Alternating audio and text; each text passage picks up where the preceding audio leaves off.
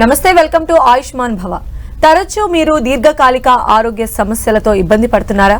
శ్వాస సంబంధిత వ్యాధులకు సంతానలేమి, స్పాండిలైటిస్, జుట్టు మరియు చర్మ సమస్యలు, హెపటైటిస్, హెచ్ఐవి, హెర్పస్, ఆర్థరైటిస్, తలనొప్పి, అధిక బరువు, థైరాయిడ్ మొదలగు ఆరోగ్య సమస్యలకు పరిష్కార మార్గాలపై వివరించేందుకు మనతో పాటు 10 టీవీ స్టూడియోలో ఉన్నారు. హోమియోపతిలో గత 30 సంవత్సరాల సుదీర్ఘ అనుభవం కలిగిన ప్రముఖ హోమియో వైద్య నిపుణులు డాక్టర్ మధు వారణాసి గారు. మరి వారిని అడిగి సలహాలు సూచనలు తెలుసుకుందాం. నమస్కారం డాక్టర్ గారు. అంటే జనరల్ గా దీర్ఘకాలిక సమస్యలు ఏవైనా ఉంటే ఖచ్చితంగా హోమియోపతియే బెస్ట్ పరిష్కార మార్గం అని చెప్తూ ఉంటారు. ఇంత ఎక్స్పీరియన్స్ ఉన్నటువంటి మీరు దీన్ని ఏకీభవిస్తారు? అది తప్పే అంటాను. ఎందుకంటారా, హోమియోపతి అంటేనే దీర్ఘకాలిక వ్యాధులు అనుకోవడం చాలా తప్పు. ఎందుకంటే హోమియోపతి అక్యూట్ కేసులు చాలా బాగా పనిచేస్తుంది. అంటే అసలు ఒక మ్యాజిక్ రెమెడీస్ లాగా పనిచేస్తుంది హోమియోపతి. అంటే పర్ఫెక్ట్ డ్రగ్ సెలెక్షన్ చేసినప్పుడు హోమియోపతిలో మీకు చాలా ఫాస్ట్ రికవరీ ఉంటుంది. కానీ ఇక్కడ ఏమైందంటే మొదటి నుంచి కూడా ఒక ఆల్టర్నేటివ్ సిస్టమ్స్ వెళ్ళినప్పుడు మాకు ఇండియన్ మెడిసిన్ అనేసరికి క్రానిక్ కేసెస్ ఇంకెక్కడ తగ్గవు అనుకున్న మా కేసుల్లోనే హోమియోపతి ఆయుర్వేద యునాని అనుకుంటూ రావడం పేషెంట్స్లో కూడా అలవాటు అయిపోయింది. అందువల్ల మీకు ఏమైందంటే హోమియోపతి అనేసరికి కూడా దీర్ఘకాలిక వ్యాధి అయితే అక్కడికి వెళ్తే మంచిది, ఇలాంటి కేసులు డాక్టర్స్ చూడరేమో, వాళ్ళ చేత కాదని మేనేజ్ చేయలేరేమో అనేది ఒక పేషెంట్స్లో కూడా ఒక రకమైన అదొక మిత్ లాగా అనిపించవచ్చు. అంటే అలానే డెవలప్ అయిపోయింది కూడా. అందుకే హోమియోపతి అంటే చాలామంది ఏమనుకుంటారు, అన్ని చోట్ల ట్రై చేసిన తర్వాత హోమియోపతికి వెళ్దాం అనుకుంటున్నారు. బట్ ఇక్కడ ఏంటంటే హోమియోపతి సిస్టమ్ మీకు అక్యూట్లో చేసినంత పవర్ నిజంగా అయితే అది ఆ పేషెంట్ కన్నా ఫీల్ అయితే మాత్రం అది ఒక వండర్ఫుల్గానే ఉంటుంది. ఎందుకంటే నేను అక్యూట్ కేసెస్ చాలా మటుకు 10, 15, 20 years చేశాను కాబట్టి నాకు తెలుసు. కాబట్టి అసలు మిరాకిల్స్ జరుగుతాయి హోమియోపతిలో కూడా. మీకు నోట్లో మందు వేస్తూనే పేషెంట్ చాలా రిలీఫ్ ఫీల్ అవుతారు. అందువల్ల మీకు ఏంటంటే ఎప్పుడైనా ఒక మంచి హోమియో డాక్టర్ కన్నా మీరు దొరికితే మాత్రం ఎలాంటి అక్యూట్ ప్రాబ్లం వచ్చినా కూడా, మీకు ఫీవర్ వచ్చినా, కోల్డ్ చేసినా, మోషన్స్ అయినా, వామిటింగ్స్ అయినా, అరే దీనికి అలోపతికి వెళ్ళాలా వద్దా అనుకునే ముందు మంచి హోమియో డాక్టర్ ఉంటే మీరు అక్కడికి అప్రోచ్ అయితే ఎలాంటి ఇబ్బంది లేకుండా హ్యాపీగా హ్యాండిల్ చేయగలుగుతారు డాక్టర్. అందువల్ల మీకు ఏంటంటే మంచి డాక్టర్ని మీరు సెలెక్ట్ చేసుకుంటే అలాంటి కేసుల్లో ఫెయిల్యూర్ రేట్ ఉండదు. చాలామంది పేషెంట్స్ ఏంటంటే ఫీవర్ వచ్చింది, 104 వచ్చేసింది, హోమియోపతి ఏం పని చేస్తుంది అనుకుంటారు మీకు. కానీ మంచి డ్రగ్ పడితే అది కూడా 10 minutes రిలీఫ్ వచ్చేస్తుంది. కానీ ఇక్కడ ఏంటంటే సెలెక్షన్ ఆఫ్ డ్రగ్ ఇంపార్టెంట్ ఇక్కడ మీకు. అందువల్ల సెలెక్షన్ ఆఫ్ డాక్టర్ కూడా ఇంపార్టెంట్ అవుతారు ఆ ఫీల్డ్కి సంబంధించి. కాలర్ ఉన్నారండి, ప్రసన్న లక్ష్మి గారు. డాక్టర్ గారితో మాట్లాడండి, మీ సమస్య చెప్పండి. నమస్తే సార్. చెప్పండి సార్, నాకు మొన్న టెస్ట్ వేయించుకున్నాం సార్. అది కీళ్ళవాతం అని చెప్పింది సార్, రూమ్ ఆర్థరైటిస్ అని. ఓకే, ఆర్థరైటిక్ కలిసినాం సార్. ఆయన ట్రీట్మెంట్ లేదు మీకు, ఇంతే నేను ఇచ్చే వరకే అంటున్నాను సార్. మరి ఎంతవరకు నిజము అని హోమియోలో ఏమైనా తీసుకుందామని చెప్తే మీది రీసెంట్ గా యూట్యూబ్ లో కూడా విన్నా సార్ నిన్న. సో మీరు పెద్ద వరీ అవసరం లేదండి. జనరల్గా ట్రీట్మెంట్ లేదు అంటే ఒక సిస్టంలో ట్రీట్మెంట్ లేదంతే. అంతే, అన్ని సిస్టమ్స్లో లేదని వాళ్ళు చెప్పలేదు కదా మీకు. వాళ్ళ సిస్టంలో లేదు ట్రీట్మెంట్, జీవితాంతం మీరు బాధపడాల్సింది చెప్పారు. ఇప్పుడు మన దగ్గరికి వచ్చే రూమటాయిడ్ ఆర్థరైటిస్ అయినా, ఎస్ఎల్ఈ అయినా, తర్వాత సొరియాటిక్ ప్రాబ్లం అయినా, తర్వాత జనరల్గా వీళ్ళకి ఇది కేసెస్ వచ్చి ఇంకా లైఫ్ లాంగ్ మీకు ఏమీ ట్రీట్మెంట్ లేదు, తప్పనిసరిగా దీనిపైన డిపెండ్ కావాలని చెప్తారు మీకు. కొలైటిస్ అయినా, ఐబిఎస్ అయినా, ఇవన్నీ కూడా. బట్ మేము మేనేజ్ చేస్తున్నాం, పెద్ద భయపడాల్సిన అవసరం లేదు. ఆర్థరైటిస్ అనేది మీకు నేను చాలా చూసిన కేసులు ఉన్నాయి. రూమటాయిడ్ కానీ, ఎస్ఎల్ఈ కానీ, ఇవన్నీ కూడా మీరు ఆ రిపోర్ట్స్ తీసుకుని హైదరాబాద్కి రండి, తప్పనిసరిగా పరిష్కారం చూపిస్తాను. పెద్దగా భయపడాల్సిన అవసరం లేదు. అలానే డాక్టర్ గారు, మనం కొన్ని డిస్క్ సమస్యలతో బాధపడే వాళ్ళని చూస్తూ ఉంటాం. అలానే యాక్సిడెంట్స్ అయినప్పుడు కూడా సహజంగానే పెయిన్స్ అనేవి కూడా ఉంటుంటాయి. అలాంటి టైంలో హోమియోపతిని ఆశ్రయిస్తే ఎలాంటి ఫలితాలు ఉంటాయంటారు? ఇక్కడ కూడా పేషెంట్స్లో చాలామంది ఒక రకమైన అపనమ్మకం ఏంటంటే ఒక బిల్ అంటే ఒక మిస్బిల్ ఎలా ఉంటుంది మీకు అంటే ఆ కాన్సెప్ట్ ఎలా ఉంటుందంటే, జనరల్గా హోమియోపతి దగ్గరికి వెళ్తే కన్నా పెయిన్ కిల్లర్స్ ఉండవు కదా, పెయిన్ మేనేజ్మెంట్ ఎలా చేస్తారు వీళ్ళు అంటే, మనకి అలోపతి కేసుకి కాంబిఫ్లామ్, బ్రూఫిన్, హైఫనాక్ వేసేసుకుని ఓవర్ ది కౌంటర్ చెప్పేస్తారు. ఓటీసీలో దొరికిపోతాయి. ప్లస్ పేషెంట్స్ కూడా అవైలబిలిటీ ఎక్కువ, అదే ఓటీసీలో తీసుకుంటారు, వేసుకుంటారు కాబట్టి. బట్ హోమియోపతిలో అలాంటివి ఏముంటాయి, అందువల్ల హోమియోపతి మనం ప్రిఫర్ చేయాలో వద్దా అనుకుంటారు. బట్ ఇక్కడ ఏంటంటే పెయిన్ మేనేజ్మెంట్ హోమియోపతిలో చాలా ఎఫెక్టివ్గా ఉంటుంది. అంటే నేను మీకు చాలాసార్లు చెప్తూనే ఉంటాను కదా, ఇలా ఎత్తుకొని వచ్చినా కూడా వాళ్ళు 1 monthలో మళ్ళీ నడుచుకొని వచ్చేస్తారు అంత పెయిన్తో. అంటే అంత సీవియర్ పెయిన్, డిస్క్ పెయిన్ అనేది చాలా సీవియర్ పెయిన్. అసలు పేషెంట్ మూవ్ కాలేడు, మూవ్మెంట్ రెస్ట్రిక్ట్ అయిపోతుంది, అడుగు కూడా వేయలేడు, వచ్చి ఇట్లా బెడ్ పెయిన్ పడుకునేస్తారు, వాళ్ళు లేవడానికి కూడా చాలా కష్టపడతారు. అంత సీవియర్ పెయిన్ కూడా హోమియోపతితో రిలీఫ్ వచ్చేస్తుంది. ఈ ఫస్ట్ 1 hourలోనే పేషెంట్ అంటుంటాడు, సరే ఆ నోట్లో మందు వేసుకుంటే నాకు ఏదో కంఫర్ట్ వచ్చేసింది, మూవ్మెంట్ కొంచెం ఫ్రీ అవుతా ఉంది అనేది. అదేం సైకలాజికల్ కాదు, ఎందుకంటే పెయిన్ అనేది సైకలాజికల్ కాదు ఎవరికి కూడా. నొప్పి భరించేవాడు పేషెంటే కాబట్టి పేషెంట్ చెప్పగలుగుతున్నాడు నాకు రిలీఫ్ ఉంది. ఇప్పుడు క్యాన్సర్ పేషెంట్ మన రూమ్లోకి వచ్చారనుకోండి, అక్కడ పడుకోబెట్టి అతనికి మెడిసిన్ ఇచ్చిన తర్వాత ఒక 1 అవర్ పేషెంట్ కంఫర్టబుల్ ఫీల్ అవుతున్నాడు. అంత సీవియర్ పెయిన్ ఉండే క్యాన్సర్ కేసులో కూడా నాకు హ్యాపీగా ఉంది డాక్టర్ గారు అంటున్నాడు. అంటే మీకు అది సైకలాజికల్ బిలీఫ్ అని ఎట్లా చెప్పగలుగుతాం, చెప్పలేము మనం.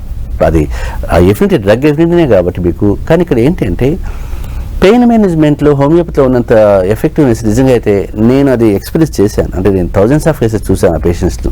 అంత నేను ఎక్కువగా నేను డిస్క్ ప్రాబ్లమ్స్ చూశాను కాబట్టి వాళ్ళు అంత సివియర్ పెయిన్తో ఉండే పేషెంట్స్ కూడా ఈ రోజుగా వాళ్ళు దేవుళ్ళలాగానే చూస్తారు.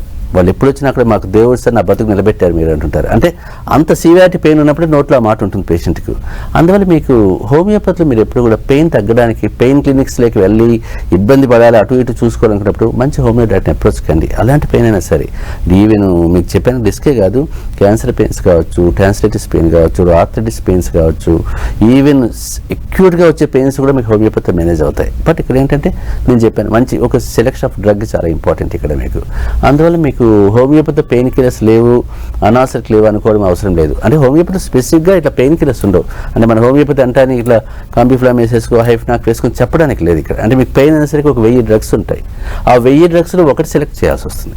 ఆ ఒకటి సెలెక్ట్ చేయాలంటే అది ఆ డాక్టర్ కంఫర్ట్ ఉండాలి, డాక్టర్కి కమాండ్ ఉండాలి. ఫస్ట్ ఆఫ్ ఆల్ ఆ 1000లో ఒకటి తీసుకోవాలంటే ఆ డాక్టర్కు స్పాట్ డయాగ్నోసిస్ ఉండాలి, అంటే ఆ విజన్ ఉండాలి ట్రీట్మెంట్ పార్ట్లో. అంతేగాని 1000 వేసేదానికి ఛాన్స్ లేదు కాబట్టి. అదే అలోపతి విషయానికి వస్తే మనకు టాప్ 10 డ్రగ్స్ చేతిలో ఉంటాయి కాబట్టి అది ఏ డాక్టర్ అయినా కూడా మేనేజ్ చేయగలుగుతుంటాడు. అంటే అందరికీ తెలిసిన డ్రగ్స్, నోన్ డ్రగ్స్ కాబట్టి. బట్ హోమియోపతి మీకు పెయిన్ కిల్లర్ని మ్యాగ్ఫాస్ వేసుకో, కోరోసింత్ వేసుకొని చెప్పడానికి లేదు. కానీ ఇలా బుకిష్గా ఏదో అంటుంటారు కానీ మ్యాగ్ఫాస్ పెయిన్ కిల్లర్ హోమియోపతిలోని. బట్ అక్కడ మ్యాగ్ఫాస్ కంటే ఇంకా వేరే డ్రగ్స్ చాలా ఉంటాయి. ఇది కామనిస్ట్ డ్రగ్ వాడుతున్నారు పేషెంట్స్ కాబట్టి అలా వేసుకుంటే రిలీఫ్ వస్తుందని అంతే. కానీ మీకు ఒక మంచి డ్రగ్ కానీ తీసుకుంటే కదా అది ఒక 5 to 10 minutesలో పేషెంట్ రిలీవ్ అయిపోతాడు ఎంత నొప్పున్నా కూడా. ఎందుకంటే ట్రాన్స్లైటిస్ పెయిన్ చాలా సివియర్గానే ఉంటుంది. అలాంటి పేషెంట్ కూడా మీకు మందు వేసుకున్న ఈవినింగ్ అంతా పేషెంట్ నాకు చాలా హ్యాపీగా ఉంది సార్ అంటున్నాడంటే ఆ రిలీవ్ అయిన తర్వాతే తెలుస్తుంది ఆ పేషెంట్కి. అందువల్ల మీకు అంతగా పెద్దగా భయపడాల్సిన అవసరం లేదు.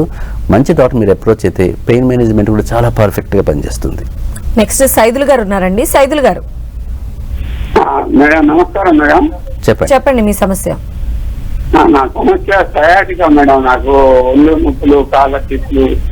ఓకే మేడం నమస్తే. కాళ్ళ తిప్పులు, ఒళ్ళు నొప్పులు, షేపు బాడీ మొత్తం షేక్ అవుతుంది మేడం. కాళ్ళు చేతులు షేక్ అవుతుంది. ఇంకా నమస్కారం. కాళ్ళు చేతులు షేక్ అవుతున్నాయి. ఆర్టీసీలో పనిచేశాను. Sciatica sir. ఓకే దాంతో చాలా రోజుల నుంచి చాలా బాధపడుతున్నాను. నాకు ఇక్కడికి దాదాపు 4 సంవత్సరాల నుంచి బాధపడుతున్నాను సార్. 8 మందులు కానీ నేను అసలే తక్కువ కాదు సార్. మీరు సమస్యకు పరిష్కారం మీరు సయాటికా సమస్యతో బాధపడుతున్నారు. మీరు దాని గురించి పెద్ద వరి అవసరం లేదు. ఎందుకంటే నేను చెప్పాను కదా, నేను చూసిన కేసులో సయాటికా సమస్యలు ఎత్తుకొని వచ్చేవాళ్ళు అందరి పేషెంట్స్. అలాంటి వాళ్ళు కూడా ఇప్పుడు హ్యాపీగానే ఉన్నారు. ఏ ఒక్కరు కూడా సర్జరీకి వెళ్ళలేదు కూడా. మీరు ఒక్కసారి రిపోర్ట్స్ తీసుకోండి. మీరు పెద్దగా బాధపడాల్సిన అవసరం లేదు. వచ్చిన 1-2 months నుండి మీకు రిలీఫ్ ఇచ్చేస్తాను ఫస్ట్. తర్వాత కోర్స్ వాడుకోండి. మీరే అంటారు నేను తిరిగి నా లైఫ్ మళ్ళీ నాకు వచ్చిందని నేను అనుకోలేదు డాక్టర్ గారు. మీరు మీ నోట్ ద్వారా చెప్పించే ఛాన్స్ ఉంటుంది నాకు. ఎందుకంటే మీలాగా చెప్పిన పేషెంట్స్ చాలా మంది, 100 మందిని చూశాను. నేను చచ్చిపోవాలనుకుంటున్నాను డాక్టర్ గారు మీరు భరించలేక అని. వాళ్ళంతా ఈరోజు హాయిగానే ఉన్నారు, ప్రశాంతంగా ఉన్నారు. సో మీరు ఎంఆర్ఐ రిపోర్ట్ చేశారు కదా, రిపోర్ట్ తీసుకురండి. తప్పనిసరిగా మీకు పరిష్కారం ఇస్తాను. మీరు పెద్దగా సయాటికా గురించి పెద్దగా బాధపడాల్సిన అవసరం లేదు. సర్జరీ అవసరం లేకుండా కూడా పరిష్కరించే ఛాన్స్ చాలా ఉంటుంది. నెక్స్ట్ విజయ్ గారు ఉన్నారండి. విజయ్ గారు చెప్పండి. సార్ నా పేరు విజయ్ సార్. మా మదర్కి అటైటిస్ బాధపడుతుంది సార్. దానికి సంబంధించి పరిష్కారం కావాలని. ఏమన్నారు మీ మదర్కు? Hepatitis B sir. సో ఇక్కడ మనకి హెపటైటిస్ బి ఉంది అంటే మాత్రం కూడా ప్యానిక్ కావాల్సిన అవసరం లేదు. ఎందుకంటే ఏదో చనిపోతారు, మాకేదో లివర్ క్యాన్సర్ వచ్చేస్తుంది, లివర్ ఫెయిల్యూర్ అయిపోతుంది అని పెద్ద భయపడాల్సిన అవసరం లేదు. ఎందుకంటే హెపటైటిస్ బి వచ్చిన తర్వాత ఎప్పుడో 20-25 years అది ఇలాంటి కాంప్లికేషన్స్ రావచ్చేమని సస్పెక్ట్ చేయడమే తప్ప దానికి గన్షాట్గా ఈ పేషెంట్కి వస్తుందని చెప్పాల్సిన అవసరం లేదు. మీరు ఏం చేయాలంటే నేను రెగ్యులర్గా హెపటైటిస్ బి, హెచ్ఐవి ఇవన్నీ నా రెగ్యులర్ కేసులే కాబట్టి మీరు ఒకసారి వైరల్ లోడ్ రిపోర్ట్ తీసుకొని నా దగ్గర తీసుకురండి రిపోర్టు. దాని తర్వాత మీకు వైరల్ లోడ్ ఎక్కువగా ఉంటే దాన్ని క్లియర్ చేసేస్తాను ఫస్ట్. వైరల్ లోడ్ మీకు క్లియర్ అయిపోతే పేషెంట్కి ఎలాంటి ఇబ్బంది రాదు. ప్రశాంతంగా ఎన్ని సంవత్సరాలు బతకచ్చు, గొడవ ఏం లేదు. వైరల్ లోడ్ ఎక్కువగా ఉంటే కదా ఫ్యూచర్ రిస్క్ ఫ్యాక్టర్స్ ఏమైనా రావచ్చేమో చెప్పడానికి అంతే. కానీ లైఫ్ స్టైల్ బాగా పెట్టుకొని ఫుడ్లో కొంచెం మెయింటైన్ చేసుకుంటూ నాన్ వెజ్ లాంటివి తగ్గించుకుంటూ ఆల్కహాల్ స్మోక్ లాంటివి ఏమి ఉండకూడదు. లేడీస్ కాబట్టి మామూలు ఫుడ్ మెయింటైన్ చేసుకోమనండి, ఎక్సర్సైజ్ చేయమనండి, వెజిటేరియన్ డైట్ తీసుకోమని, కాస్త నాన్ వెజ్ తగ్గించుకోమనండి. ప్లస్ మీరు ఆ వైరల్ రిపోర్ట్ తీసుకురండి, వైరల్ లోడ్ రిపోర్ట్ తప్పనిసరిగా మీకు లోడ్ క్లియర్ చేసేస్తాను ఫస్ట్. దాని తర్వాత ప్రశాంతంగా మీ మదర్ ఎన్ని సంవత్సరాలైనా బతకడానికి ఇబ్బందే ఉండదు, పెద్దగా భయపడాల్సిన అవసరం లేదు. ఎందుకంటే నేను చూసిన కేసులో 25 crores 30 crores ఉన్న వైరల్ లోడ్ కేసులు చూశాను. వాళ్ళు ఎవరో చనిపోతారేమో అనుకుంటే ఇప్పటికి 10-15 సంవత్సరాలు వాళ్ళతో హ్యాపీగా ఉన్నారు, ట్రీట్మెంట్ కూడా మానేశారు. ఏదో చిన్న చిన్న వాటికే వస్తుంటారు వాళ్ళు తప్ప అసలు ఆ సమస్య ఉందని కూడా మర్చిపోయారు అందరూ. సో పెద్ద భయపడాల్సిన అవసరం లేదు. నెక్స్ట్ రవి గారు ఉన్నారండి. రవి గారు నమస్తే డాక్టర్ గారు. చెప్పండి. నేను మా అమ్మగారి కోసం కాల్ చేస్తున్నానండి. మా అమ్మగారికి 1995 లో లెఫ్ట్ బ్రెస్ట్ క్యాన్సర్ వచ్చి ఆపరేట్ చేశారు. తర్వాత రేడియేషన్, కీమోథెరపీ. ఓకే. అయితే 2000 లో ఆవిడకి C2 to D5 అమాంటిలో బ్లాస్టోమా వచ్చింది. అది ఆపరేట్ చేయడానికి వీలు కాదన్నారు. 2012 లో టెక్నాలజీ డెవలప్ అయింది, ఇప్పుడు బాగా ఫిక్స్ అయ్యారు, రిప్ చేయించాము. చేస్తే ఆవిడ కోలుకున్నారు. పోస్ట్ ఆపరేషన్ ఆవిడకి టీబీ వచ్చింది. టీబీ 2 years మందులు టీబీ తగ్గిందండి. అయితే ఇప్పుడు ఎవ్రీ 2-3 years ఎంఆర్ఐ చేస్తున్నాం. ఇప్పుడు 2019 లో చేయించాం. అప్పుడు నాకు ఇప్పుడు 2000 లాస్ట్ 5-6 months గా కొంచెం వీక్ అయ్యారు. అయితే మళ్ళీ ఎంఆర్ఐ చేస్తే D2 to D7 లెవెల్ సెరిడిక్స్ వచ్చింది అన్నారు. తర్వాత బ్రెయిన్ లో లైట్ గా బ్లడ్ క్లాట్ అయింది అంటున్నారు. దానికి మనకి హోమియోపతిలో ఎలాంటి ట్రీట్మెంట్ ఉంటుంది ఏంటి చెప్పుకున్నాం ఆవిడకి. అంటే ఇప్పుడు కొంచెం మనం పట్టుకుంటే కానీ ఆవిడ నడవలేకపోతున్నారు, కొంచెం నడవలేకపోతున్నారు. అంటే ఇప్పుడు మీకు ఆమె నడవడంలో ఇంబ్యాలెన్స్ అవుతుందా, నడుస్తుంటే పడిపోతున్నట్టుగా? అవునండి. అంటే ఆ కింద పార్ట్ ఎంత వీక్ అయిపోయిందా బాగా, లోవర్ లిమ్స్? అవునండి. అంటే ప్యారలైజ్ అయితే ఎట్లా అయిపోయిందో ఆ టైప్ లో ఉంది ఆమె వీక్ గా? ఇప్పుడు ప్రస్తుతం కొద్దిగా ప్యారలైజ్ అవుతుంది. అయితే ఫిజియోథెరపీ చేస్తున్నాం ఇంగ్లీష్ డాక్టర్ గారు సజెషన్ ఉన్నారు. అదే సెరింగిక్స్ అనేది ఇప్పుడు C2 to D5. అయితే ఇంగ్లీష్ లో అయితే సరైన మెడిసిన్ లేదు, మనం ఇదైతే ఆపరేషన్ కి వెళ్ళాల్సి వస్తుందేమో అన్నట్టుగా చెప్తున్నారు. రైట్. జనరల్గా వాళ్ళు సర్జికల్ ఇంటర్వెన్షన్ చెప్తారు లేని మెడికల్ మేనేజ్మెంట్ కష్టం అవుతుంది కాబట్టి లేదు మీరు ఆ రిపోర్ట్స్ తీసుకురండి, నేను మేనేజ్ చేస్తాను. ఎందుకంటే మనకు ఫస్ట్ మీకు పేషెంట్ మొబిలిటీ తీసుకురావాలి, తర్వాత మిగతా విషయాలు చూసుకోవచ్చు. మీరు తీసుకొస్తే కనుక దాని స్టేజ్ ఆ లొకేషన్ చూస్తే రిపోర్ట్స్ సరిగ్గా చూడాల్సి వస్తుంది. ఆ కంపరిషన్ ఎక్కడ అవుతా ఉంది ఏంటి, లోపల ఆ డెవలప్మెంట్ ఎలా పోతా ఉందో మీకు ఆ ఎంఆర్ఐ రిపోర్ట్ చూస్తే నాకు అర్థమవుతుంది. ఒకసారి రిపోర్ట్స్ తీసుకొని కుదిరితే మదర్ని కూడా తీసుకురండి, పర్వాలేదు. ఎందుకంటే చూస్తే ఇంకా ఈజీగా ఉంటుంది. ఇలాంటివి నేను రెగ్యులర్గా చూసి అసలు చెప్పాను కదా, క్లినిక్ లోపల కూడా రాని వాళ్ళు బయట నుంచి వీల్ చైర్లో కూర్చొని ఉంటారు నా పేషెంట్స్. నేనే బయట వచ్చి చూసి పంపిస్తుంటారు, వాళ్ళే హ్యాపీగా ఉన్నారు. పెద్ద వరీ అవసరం లేదు, మీరు తీసుకురండి. ఈవెన్ మనం అనుకున్న దాంట్లో 40-50% రిలీఫ్ వచ్చినా 30% వచ్చినా కూడా ఆమె మొబిలిటీ వస్తుంది, పెద్ద భయపడాల్సిన అవసరం రాదు. తీసుకురండి, నేను చూస్తాను, వేరే వరీ అవసరం లేదు. నెక్స్ట్ మహాలక్ష్మి గారు ఉన్నారండి. మహాలక్ష్మి గారు.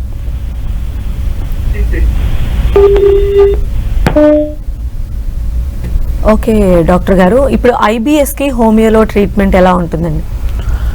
IBS కూడా మీకు ఇరిటబుల్ బౌల్ సిండ్రోమ్ అంటారు. మీకు ఈ IBS కేసు అనేది మీకు చాలా మందిలో ఈ మధ్య కనిపిస్తుంది. ఎందుకంటే IBS చాలా మంది పేషెంట్స్కు అంటే ఆ కంప్లైంట్ IBS కూడా తెలియని పేషెంట్స్ చాలామంది ఉన్నారు. ఎందుకంటే ఎక్కువగా మన లైఫ్ స్టైల్ వేరియేషన్స్ కావచ్చు, టెన్షన్ కావచ్చు, స్ట్రెస్ కావచ్చు, ప్రతిదానికి యాంగ్జైటీ కావచ్చు, ఇలాంటివన్నీ పేషెంట్స్ వల్ల ఈ IBS కూడా డెవలప్ అవుతుంటుంది. ఫుడ్ హ్యాబిట్స్ కావచ్చు, ఎక్కువ స్పైసీగా తినేయడము, అవుట్ సైడ్ ఫుడ్ తినడం, నాన్ వెజ్ తినడం, ఇవన్నీ చాలామంది అది రెగ్యులర్ అయిపోయింది కాబట్టి మన సొసైటీలో ఈ ఫుడ్ హ్యాబిట్స్ వల్ల IBS డెవలప్ అవుతూ ఉంటుంది.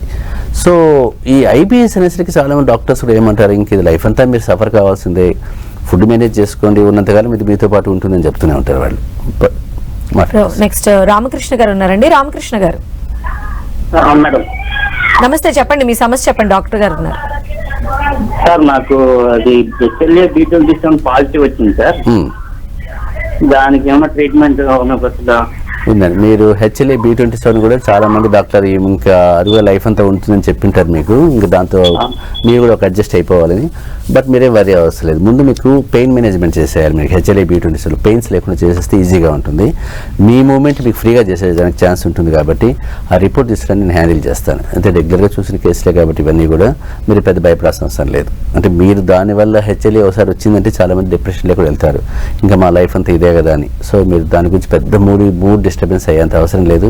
తీసుకురండి, నేను చూస్తాను. ఎందుకంటే మీకు నా దగ్గరకు వచ్చేదానికి పరిష్కారం చూపిస్తాను, భయపడాల్సిన అవసరం లేదు. సో డాక్టర్ గారు ఐబిఎస్ గురించి సో ఈ ఐబిఎస్ వచ్చినప్పుడు కూడా పేషెంట్స్లో ఒక రకమైన డిప్రెషన్ వచ్చేస్తుంది. ఎందుకంటే వాళ్ళకి ఎలా ఉంటుందంటే కొంచెం బయట ఫుడ్ తిన్నా కూడా లూజ్ మోషన్స్ అయిపోతుంటాయి, ఓ రోజు కాన్స్టిపేషన్ అయిపోతుంటుంది. అంటే ఏది పడదు వాళ్ళకు. బయట పోయి మిరపకాయ బజ్జీ తిందామంటే కూడా కుదరదు వాళ్ళకు. ఈవెన్ ఏదైనా హ్యాపీగా తిందాం, బయట నాన్ వెజ్ తిందామా, మిర్చి తింటే కూడా నాన్ వెజ్ ఏం తెలియదు కాబట్టి బయటకు పోయి అంటే ఏ స్లైటెస్ట్ వేరియేషన్ వచ్చినా కూడా డైట్లో పేషెంట్ రియాక్ట్ అయిపోతారు. అందువల్ల వీళ్ళకి ఏంటంటే బయట పోలేరు, ఏదైనా క్యాంప్స్కి పోలేరు, వెకేషన్ ట్రిప్ చేయలేరు ఫ్యామిలీతో, పోయి హ్యాపీగా ఫ్యామిలీకి పోయి హోటల్కి పోయి తినలేరు. ఈవెన్ మ్యారేజ్ ఫంక్షన్స్ ఏమైనా అటెండ్ కావాలంటే కూడా అక్కడ తినలేరు వాళ్ళు. ఏదో స్పెసిఫిక్గా పోయి వైట్ రైస్ కర్డ్ ఎక్కడుందో వెతుక్కుంటూ పోయి తినాల్సిందే తప్ప నాకు ఇష్టం వచ్చి నేను తింటానని ఛాన్స్ ఉంటుంది ఐబిఎస్ పేషెంట్స్కి. అందువల్ల వీళ్ళు ఏంటంటే వెయిట్ లాస్ అయిపోతుంటారు, ఆకలితో అంటే భయపడి తినడం వల్ల భయపడి. సో ఇలాంటి పేషెంట్స్ కూడా చాలామంది అంటే ఇంకా లైఫ్ అంతా ఇంతే అని చెప్పేసి చాలామంది అలానే ఉండిపోతారు. బట్ హోమియోపతిలో మీకు ఐబిఎస్కి చాలా మంచి మెడిసిన్స్ ఉన్నాయి. ఎందుకంటే మీకు సిస్టాన్ని స్ట్రెంథనింగ్ చేసుకోవచ్చు, డైజెస్ట్ సిస్టాన్ని. ఆ ఇంటాలరెన్స్ మనం కంట్రోల్ చేయొచ్చు. ఆటోమేటిక్గా పేషెంట్ మనం చూసిన పేషెంట్స్లో హోమియోపతి ఒక 1 year వాడిన తర్వాత అన్నీ ఎక్స్పోజ్ చేపిస్తాను, నేను తింటూ ఉన్నామని చెప్తాను. అలా తింటున్నవారు ఇప్పుడు హ్యాపీగానే ఉంటారు. అందువల్ల మీకు పేషెంట్స్కి ఎప్పుడైనా ఐబిఎస్ అనేది గుర్తుపట్టాలి. చాలామంది పేషెంట్స్కి ఐబిఎస్ తెలియదు, ఏదో గ్యాస్ట్రిక్ ప్రాబ్లం ఏమో, నాకేదో వచ్చిందేమో అమీబిక్ ప్రాబ్లం అనుకొని దాన్ని స్కిప్ చేస్తూ పోతుంటారు, ఏముందిలే అని. వీళ్ళు ఏంటంటే ఎక్కువ పెయిన్ కిల్లర్స్ వాడడం కానీ, ఎక్కువ స్పైసీ ఫుడ్ తినడం కానీ చేయకూడదు. నాన్ వెజ్ చాలా మటుకు తగ్గించుకోవడం మంచిది. తిన్నా కూడా సాఫ్ట్గా మీడియం స్పైసీ ఉండాలి తప్ప అంతేగాని హెవీగా కలిపేసేసిన ఇష్టం వచ్చిన బిర్యానీలు తినడం అలా చేయకూడదు. ఆల్కహాల్ ఎక్కువ తీసుకోవడం, స్మోకింగ్ చేయడం, ఇవన్నీ కూడా కంట్రోల్లో పెట్టుకోవాలి. ఎందుకంటే మెయిన్ కంప్లైంట్ వీళ్ళకి ఏమొస్తుందంటే కొంచెం ఫుడ్ వేరియేషన్ వచ్చినా వీళ్ళు రియాక్ట్ అవుతుంటారు, మోషన్స్ అయిపోతుంది, లూజ్ మోషన్స్ అయిపోతుంటాయి, మ్యూకస్ లాగా పడుతూ ఉంటుంది, బ్లడ్ కూడా పడే ఛాన్స్ ఉంటుంది ఒకసారి. అంటే వీళ్ళకి అందువల్ల మీకంటే వాళ్ళు మార్నింగ్ నుంచి నైట్ వరకు ఏమీ తినకుండానే ఉండిపోతారు బయటకు వెళ్ళినప్పుడు. అంటే భయపడి మళ్ళీ ఎక్కడ టాయిలెట్కి వెళ్ళాలో, బయట పోయి ఛాన్సెస్ ఉండవు కదా అని చెప్పి. సో ఒకసారి మీకు సిమ్టమ్స్ కనిపిస్తున్నాయంటే మాత్రం ఒక మంచి హోమియో డాక్టర్ మీరు తప్పనిసరిగా కన్సల్ట్ కావాలి. కలితే మాత్రం మీ లైఫ్ స్టైల్ కూడా మళ్ళీ మీకు రివర్స్ చేయగలిగే ఛాన్స్ ఉంటుంది. మీకు పెద్దగా భయపడాల్సిన అవసరం లేదు. నెక్స్ట్ నాగేశ్వరరావు ఉన్నారండి. నాగేశ్వరరావు గారు నమస్తే మేడం. చెప్పండి. నమస్తే మేడం. చెప్పండి మీ సమస్య. నాకు ఈ మచ్చలు బయలుదేరే మేడం, తెల్ల మచ్చలు మొహం మీద, ఈ గడ్డం మీద. సో తెల్ల మచ్చలు అని మీరు అంటున్నారు కాబట్టి ఆ తెల్ల మచ్చలు విటిలుగు అంటాం మనము, అది వైట్ ప్యాచెస్ను. అందులో మీకు తెల్ల మచ్చ అంటే మీకు ఆటోమేటిక్ ట్రీట్మెంట్ పాటు అన్ని చోట్ల కూడా ఏదో ఒకటి వాడడమే తప్ప అనుకున్నంతగా రిజల్ట్ కనిపించట్లేదు. చాలామంది కనిపించదు, అది బాధపడుతుంటారు. నేను ఇచ్చే అడ్వైజ్ మీకు ఏంటంటే హోమియోపతి మీరు ఒకసారి ప్లాన్ చేసుకుని రండి. ఎందుకంటే మీకు మళ్ళీ వేరే డాక్టర్ దగ్గరికి వెళ్ళండి అని చెప్పలేను నేను. ఎందుకంటే దాన్ని చూసే కేసు ఒక ఎక్స్పర్ట్ అయి ఉండాలి, ఆ కేసులు తెలిసిన వాడే ఉండాలి. మామూలు హోమియోపతి డాక్టర్కి వెళ్ళడానికి ఛాన్స్ ఉంటుంది మీకు. సో మీరు తీసుకురండి. ముందు ఫస్ట్ స్టేటస్ కూడా మెయింటైన్ చేయాలి మనం. ఎందుకంటే దీంట్లో మీకు పేషెంట్గా కంప్లీట్గా క్యూర్ చేస్తాము, రిలీఫ్ ఇస్తాము చెప్పకూడదు ఈ కేసులో. బట్ ప్రోగ్రెస్ కాకుండా ఆపేయాలి. ఫస్ట్ ఉన్న మచ్చలు అక్కడైనా ఆగిపోతే పేషెంట్కి ఇబ్బంది లేకుండా ఉంటుంది. సో తర్వాత ఫేడ్ చేసుకుంటూ వెళ్ళొచ్చు. సో మీరు రండి, తప్పనిసరిగా మీకు నేను ముందు నిలిపేసి ప్రోగ్రెస్ కాకుండా చేస్తాను, తర్వాత ఫేడ్ చేయడానికి మందులు ఇవ్వచ్చు. అది కొంచెం మీరు వాడాలి కూడా, పేషెన్స్ ఉండాలి దీనికి. అంతేగాని అందరిలాగా నాకు 2 monthsలో అయిపోవాలా, 3 monthsలో రాలేదని ఛాన్స్ లేదు మీకు. ఈ కేసు వచ్చిందంటే మీరు you have to wait for at least 1 year అన్న మినిమం. 1 year ఉండకపోతే మీరు ఏం చేయలేం కూడా ఈ కేసులో. మీరు రండి. హోమియోపతి మీకు పనికొస్తుందా, వేరే సిస్టమ్స్ ఏమైనా పనికొస్తాయి కూడా నేను అడ్వైజ్ చేయగలుగుతాను. దాన్ని బట్టి ప్లాన్ ఆఫ్ ట్రీట్మెంట్ ఇవ్వగలుగుతాము. పెద్దగా వరీ పెట్టాల్సిన అవసరం లేదు. అలానే డాక్టర్ గారు డిప్రెషన్కి సంబంధించి ఎస్పెషల్లీ అంటే నిద్రకి సంబంధించి మెడిసిన్స్ ఉంటాయా? అంటే మీకు హోమియోపతిలో సెడేషన్ ఉండదు, మీకు సెడేటివ్స్ ఉండవు. మీకు అలోపతి లాగా మనం రెస్ట్లు వేసుకున్నాను, ట్రైకా వేసుకున్నాను సార్ అని చెప్పే ఛాన్స్ లేదు. ఎందుకంటే అలా హోమియోపతిలో ఆ టైప్ ఆఫ్ డ్రగ్స్ లేవు. చాలామంది మనం అడుగుతారు నిద్ర రావడానికి హోమియోపతిలో మందులు ఇవ్వండి సార్, అలవాటు చేసుకోకుండా ఉంటాం కదా అని. అంటే హోమియోపతి డ్రగ్స్ ఎప్పుడు కూడా మీకు రిలాక్సేషన్కి వస్తే యాక్టివేట్ చేస్తాయి, మెంటల్ రిలాక్సేషన్ తీసుకొస్తాయి. మెంటల్ రిలాక్సేషన్ మీకు వచ్చినప్పుడు ఆటోమేటిక్ నిద్ర వచ్చేస్తుంది. అది కామనెస్ట్ లీడ్ సిమ్టమ్ అదే ఉంటుంది కాబట్టి.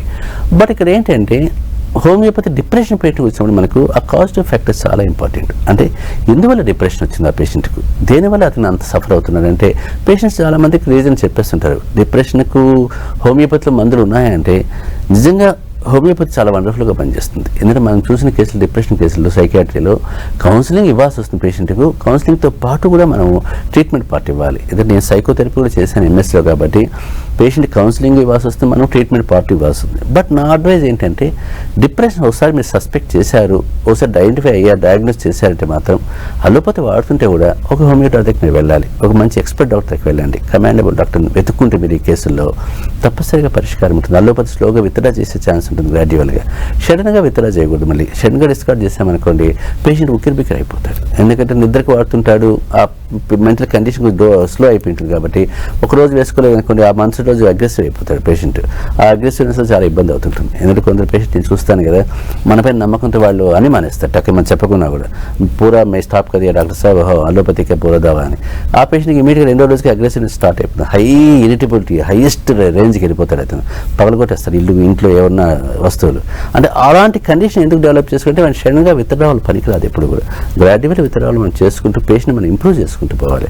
అప్పుడు ఏమవుతుంది, ఒక స్టేజ్ వచ్చిన తర్వాత అల్లోపతి మనం పక్కకు తీసేయచ్చు. అంతేగాని హోమియోపతి పైన డిపెండ్ అవుతున్నాను కదా అని చెప్పి అన్నీ మానేసి ఇంట్లో కూర్చొని హోమియోపతి వాడుకోవడం కూడా తప్పు అంట నేను. సో రెండు ప్యారలల్గా వాడండి. ఒక స్టేజ్లో మీకు డాక్టర్ అడ్వైజ్ చేస్తారు ఎప్పుడు అల్లోపతి తగ్గించాలి, ఎప్పుడు అల్లోపతి మానేయాలి అనేది. దాన్ని బట్టి ఆ రిలీఫ్ లెవెల్స్ కూడా బాగుంటాయి మనకు. నెక్స్ట్ వాసవి గారు ఉన్నారండి. వాసవి గారు. Hello sir, good evening sir. చెప్పండి.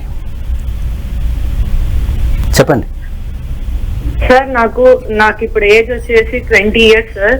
ఓకే.